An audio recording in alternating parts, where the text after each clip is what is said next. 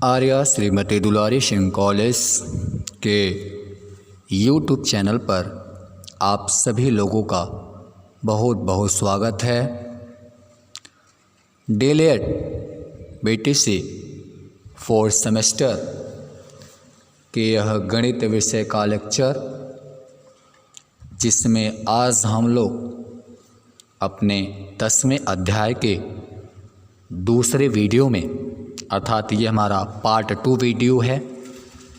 इस वीडियो में हम लोग आज अपने वर्ग समीकरण जो चल रहा है उस पे आधारित कुछ अच्छे नए प्रश्न लिए गए हैं, जिससे रिलेटिव आपका एग्ज़ाम में आया हुआ क्वेश्चन है। क्वेश्चन देखने में बहुत ही सरल है, थोड़ा सा बस टेक्निकल है। आपसे कह देता है यक्स का मान निकालिए या इस समीकरण को हल कीजिए, तो बहुत सारे बच्चे डाउट हो जाते हैं। तो आज आप लोग डाउट नहीं होंगे और आसानी से प्रश्नों को सॉल्व कर लेंगे। तो चलिए शुरू करते हैं वर्ग समीकरण पर आधारित कुछ प्रश्न, जो कि हमारा 10वां अध्याय चल ही रहा है। आज हमने आप लिए 10 सवाल लेकर आए हैं, अच्छे अच्छे क्वेश्चन लेकर आए हैं। तो चलिए शुरू करते हैं अपना टॉपिक। ये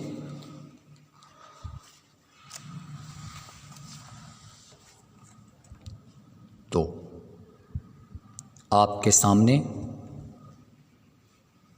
ये सवाल आपको दिख रहा होगा। तो इस क्वेश्चन में बहुत ही इजी क्वेश्चन है, बहुत हार्ड क्वेश्चन भी नहीं है, लेकिन थोड़ा सा टेक्निकल क्वेश्चन दिया हुआ है आपको बस। तो चलिए शुरू करते हैं। ये देख लेते हैं 10 सवाल आज का आप सबके सामने। पहला क्वेश्चन कह रहा है कि एक्स स्क्वायर बटा 5 है,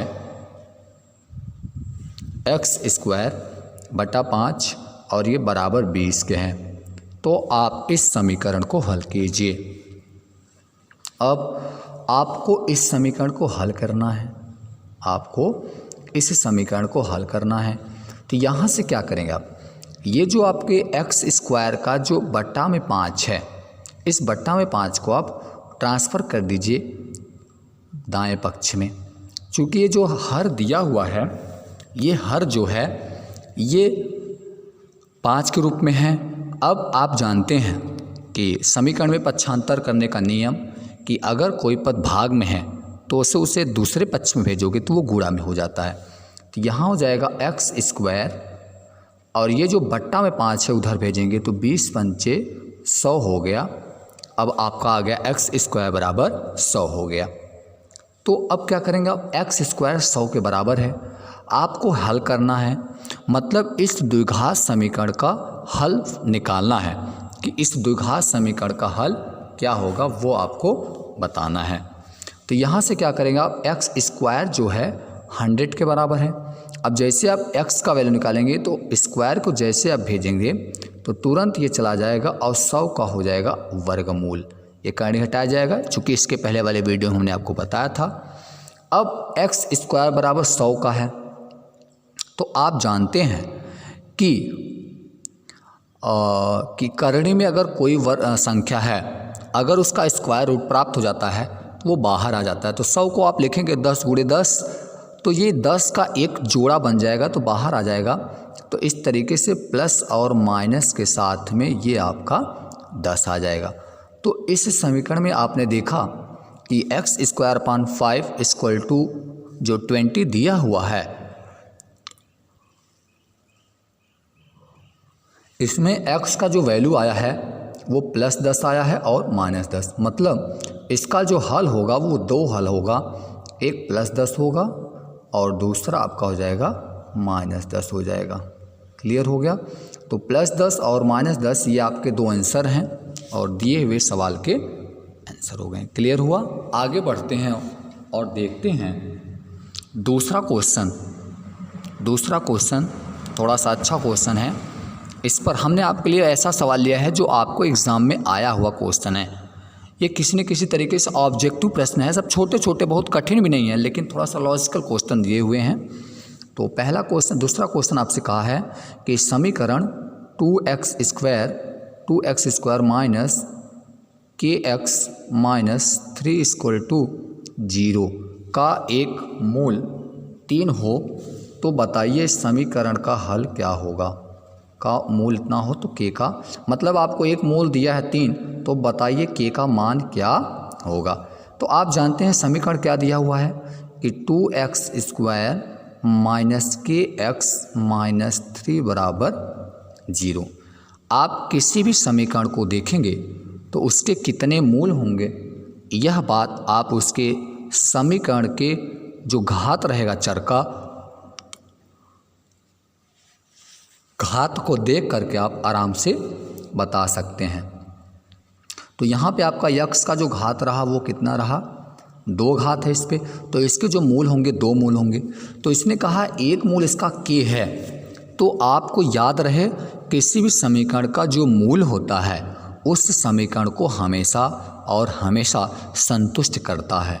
तो मतलब एक मूल है तो इसका मतलब यक्स बराबर आप यहाँ पे एक मूल मान सकते हैं 3 है। तो एक मूल कहा है 3 है, अर्थात यक्स बराबर 3 आप इस समीकरण में रख सकते हैं। तो इसे लिखेंगे 2 और ब्रैकेट में लिखेंगे एक्स स्क्वायर, मतलब एक्स का वैल्यू आपका 3 हो गया, 3 स्क्वायर माइनस के है, तो के का वैल्यू आप के रखेंगे चूँकि आपको निकालना है, गुणे एक्स है तो एक्स का वैल्यू हो जाएगा आपका 3 माइनस 3 इक्वल टू 0। अब यहाँ 3 का स्क्वायर करेंगे आप, तो 3 का स्क्वायर मतलब 3 त्रिक का 9 और 2 18 हो जाएगा आपका। तो 18 माइनस 3 का गुणा के हम करेंगे 3 के और माइनस 3 बराबर 0 हो गया। तो यहाँ से आप 18 में से 3 घटा देंगे तो 15 आ जाएगा और बराबर 3 के का पक्षांतर कर दीजिए दाएं पक्ष में, तो 3 के बराबर 15 हो गया, ये इससे कट जाएगा।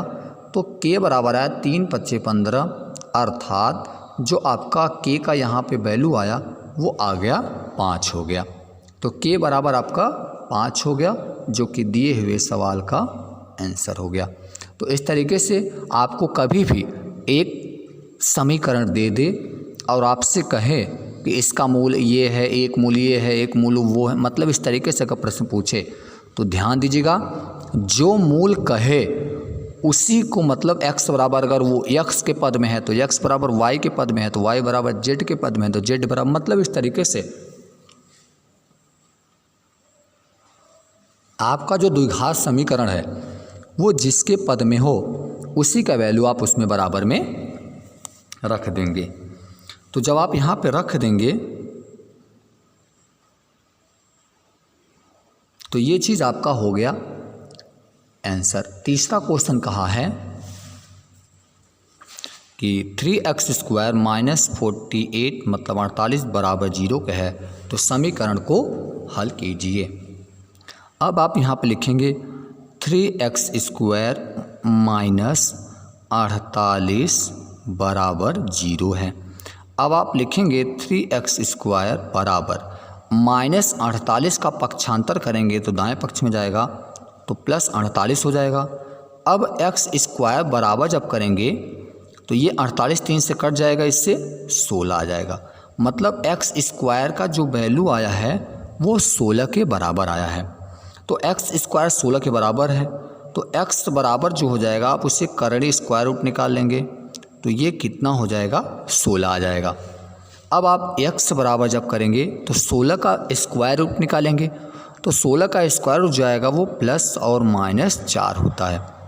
तो इस तरीके से आपका ये जो समीकरण है 3x स्क्वायर माइनस 48 मतलब 48 बराबर 0, इस समीकरण का जो हल आएगा वो होगा, इसके जो हल होंगे वो होगा, एक तो आएगा +4 और दूसरा आपका हो जाएगा -4।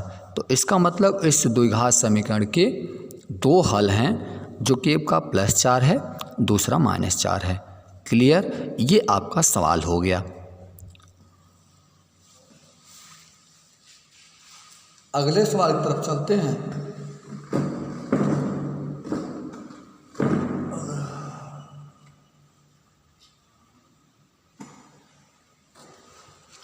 अगला सवाल है x स्क्वायर अपॉन 10 मतलब x स्क्वायर बट्टा 10 -1 और बराबर ये दिया है 9 के। तो समीकरण को हल करो। अब आप क्या करेंगे इसको देखिए ध्यान से। तो एक्स स्क्वायर बटा में 10 बराबर -1 दिया है, आप इस -1 को उधर भेज देंगे तो 9 और 1 जुड़ करके आपका ये हो जाएगा 10 हो गया। अब आप देखिए ध्यान से, ये 10 कैसे आया, फिर से ध्यान से देखिए। ये जो -1 दिया था आपका ये बाएं पक्ष में है, तो -1 को हमने पकड़ के इसको दाएं पक्ष में भेज दिया तो 9 के साथ ये जुड़ जाएगा तो 10 आ जाएगा।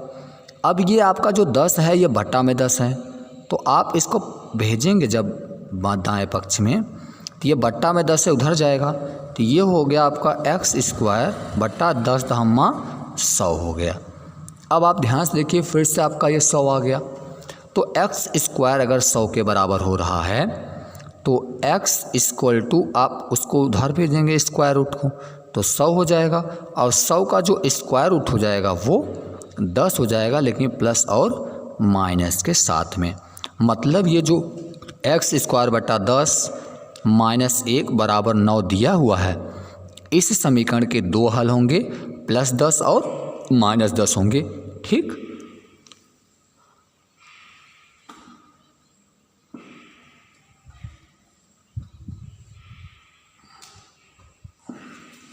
चलिए क्लियर हुआ आपका। अगला सवाल लेते हैं। अगला सवाल आपसे कहा है इसमें कि एक्स स्क्वायर -18 है, ये 18 है आपका। एक्स स्क्वायर -18 बराबर 0 को हल करो। तो आप क्या करेंगे, एक्स स्क्वायर -18 बराबर 0 दिया है, तो एक्स स्क्वायर ये जो -18 है इसका आप पक्षांतर कर दीजिए। तो -18 का जब आप पक्षांतर करेंगे तो दाएं पक्ष में जाएगा तो +18 हो जाएगा। अब आप यहाँ से जब एक्स स्क्वायर को जब करेंगे तो एक्स स्क्वायर बराबर 18 है, तो एक्स बराबर जब करेंगे तो क्या हो जाएगा, ये करणी में 18 आएगा। और आप जानते हैं 18 का जब आप वर्गमूल निकालेंगे तो 18 का गुणनखंड कर दीजिए।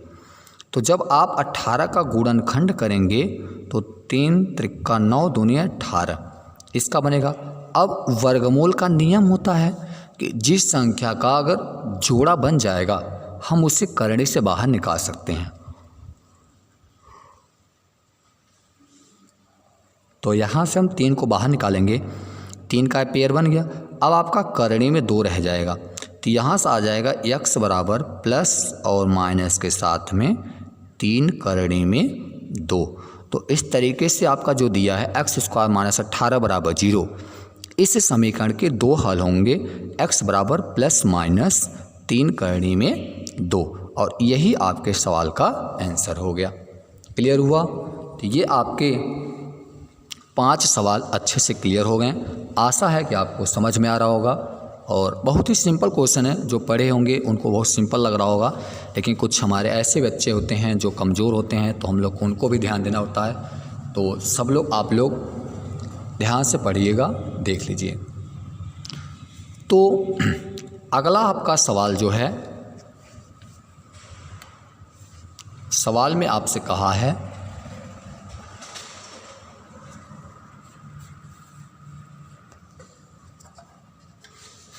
टू एक्स स्क्वायर प्लस 1 बराबर 33 मतलब 33। प्रश्न एक बार फिर से, 2x स्क्वायर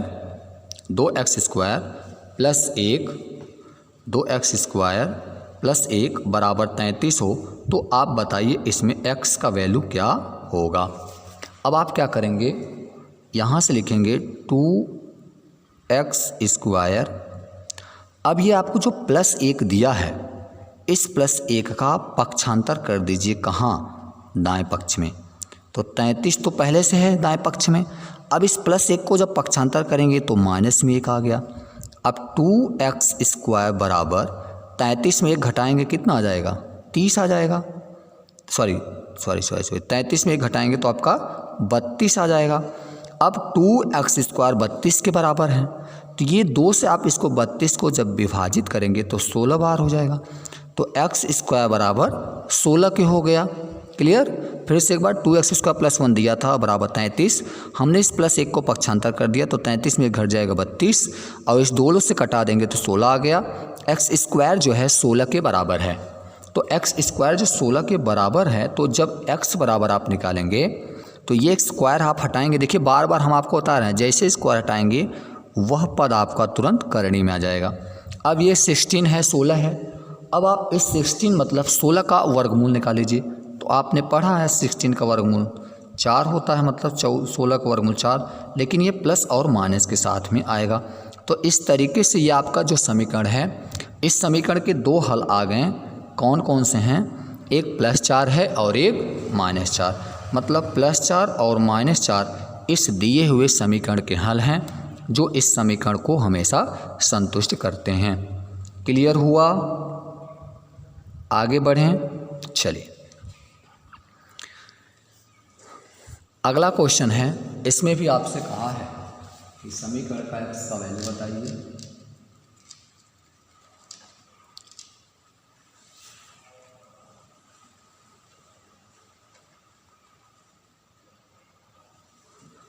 आप लोग किसी सवाल को सॉल्व करते समय हमेशा पहले 1 मिनट वीडियो रोक दिया करो थोड़ा सा। जैसे हमने आपको ये सवाल लगाया, अब आप इसे वीडियो रोकिए और थोड़ा सा अपने मन से लगाइए। जब आप मन से लगा लेंगे तो थोड़ा सा आप देखेंगे आ जाएगा तो अच्छी बात है, बहुत अच्छी बात है, और थोड़ा प्रॉब्लम हो गई तब उसके बाद देखेंगे तो आपको कुछ ज़्यादा समझ में आएगा। देखो जैसे ये समीकरण दिया तो पहले आप वीडियो को रोक कर अपने मन से सॉल्व कीजिए। देखिए इसमें दिया सवाल है कि x/8 बराबर 8/x है, तो कह रहा बताओ x का मान क्या होगा। तो ऐसे सवाल में देखो एक दूसरे के ये व्युत्क्रम है, x/8 है तो वो 8/x, एक दोनों व्युत्क्रम है। अब ये व्युत्क्रम पद है तो दोनों का गुणा कर देते हैं, इधर गुणा करेंगे तो x में गुणा हो गया x² हो जाएगा, और ये पद इसका आप इधर गुणा करेंगे तो 8 × 8 = 64 हो जाएगा, x² बराबर 64 आ गया। अब आप फिर से करेंगे, जैसे आप स्क्वायर हटाएंगे, जैसे आप इसका स्क्वायर हटाएंगे तुरंत आ जाएगा करणी में, और ये करणी में तुरंत हो जाएगा 64। तो आप जानते हैं 64 का जब स्क्वायर रूट निकालेंगे तो क्या हो जाएगा 8 × 8 मतलब x बराबर आपका प्लस और माइनस के साथ में 8 आ जाएगा। मतलब इसके 2 हल आ जाएंगे, एक तो इसके +8 होंगे और एक तो इसके -8 होंगे। मतलब इसके 2 हल हो गए, x बराबर +8 और x बराबर -8, जो इस समीकरण के दिए हुए हल हैं। मतलब x बराबर +8 रख दीजिए और x बराबर -8 रख दीजिए, तब भी ये दोनों समीकरण को संतुष्ट करेंगे और दोनों समीकरण को संतुष्ट करने वाला ये मान होगा। अब यही इसका हल होगा। आपसे पूछा जाए समीकरण का हल किसे कहते हैं, तो आप क्या बताएंगे? तो बताएंगे कि किसी भी समीकरण का हल उस समीकरण को संतुष्ट करने वाला मान होता है। मतलब जो मान उस समीकरण को संतुष्ट कर दे, उस मान को दिए हुए समीकरण का हल कहते हैं। ठीक, अब कोई भी समीकरण जितने घात का होगा उसके उतने हल हो जाएंगे।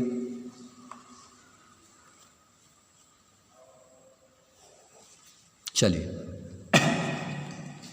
अगला क्वेश्चन रहा आपके सामने, 2x² -98 बराबर 0 है। तो 2x², अब ये जो -98 दिया है आप उसका पक्षांतर कर दीजिए दाएं पक्ष में, तो -98 को जब भेजेंगे तो ये +98 हो जाएगा। क्लियर हुआ? अब +98 हो गया तो आप इसे 2 से कटा दीजिए। अब x² जो है, देखिए -98 पहले था, आपने इसका दाएं पक्ष में पक्षांतर किया तो ये -98 जब दाएं पक्ष में जाएगा तो +98 हो जाएगा। अब इधर 2x² 98 के बराबर है, तो 1x² बराबर क्या होगा, 2 से इसको कटा देंगे तो ये 49 हो जाएगा आपका। ठीक, अब आप जैसे इसको x² करेंगे, हटाएंगे, आप जानते हैं तुरंत इसके अंदर करणी लग जाएगी। अब इसके अंदर जब करणी लग जाएगी तो आप 49 का स्क्वायर रूट वर्गमूल निकाल सकते हैं। तो 49 का जो वर्गमूल होता है वो 7 होता है। आप जानते भी हैं जिस संख्या का वर्ग होता है उसी संख्या का वर्गमूल भी होता है। जैसे 7 का वर्ग 49 होता है तो 49 का वर्गमूल 7 होता है। तो ये आपका आ गया प्लस और -7 के साथ में आंसर हो गया, जो कि आपके दिए हुए सवाल का आंसर हो गया। ठीक, क्लियर? आगे बढ़ते हैं।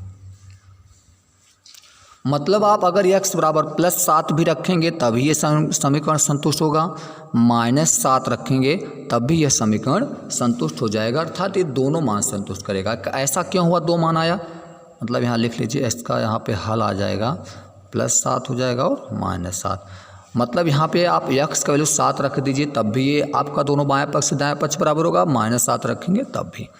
अगला सवाल आपका रहा आपके सामने 3x² -36 बराबर 12 के है, तो कह रहा है समीकरण को हल करो। तो 3x², ये जो आपको -36 दिया है आप इसको पक्षांतर कर दीजिए। तो दाएं पक्ष में देखिए पहले 12 है, -36 जाएगा +36 हो गया, 3x² 36 12 जोड़ दीजिए आपका 48 आ जाएगा। अब ये 3x² 48 बराबर है, तो आप इसको 3 से कटा दोगे जब, तो x² बराबर कितना आ जाएगा, 16 के आ जाएगा, चूँकि 16 3 48 हो जाएगा। अब आप इसे x² को जब करेंगे यहाँ से x² तो करड़ी में आ जाएगा, ये करड़ी में 16 हो गया।